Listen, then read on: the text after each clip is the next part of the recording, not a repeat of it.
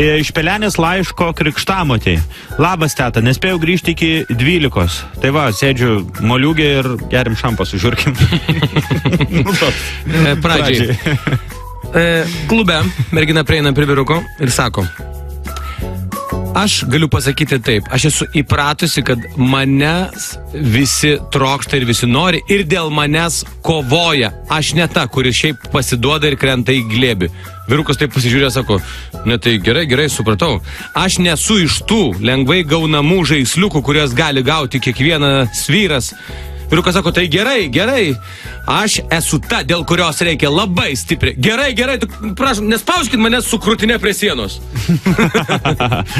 Klausimas, ar pastebėjote, kad vėluojantys žmonės yra kur kas linksmesni nei tie, kurie jų laukia darbe? Tikra teisybė. Ar pastebėjote, kad tik moteris, kuri turi vaikų, gali suprasti, jog gerti tiesiog arbatą 3 valandą nakties yra pats nuostabiausias dalykas. O mums reikia cirkų įvairiausių. Taip, tikriausiai. Vienas turtingas vyras pabunda, ryte išpilta šalto prakaito, grėbė telefoną, susiranda naktinio klubo numerį, paskambina, sako: aš vakar pas jūs išgėriau šampaną už 3000 eurų.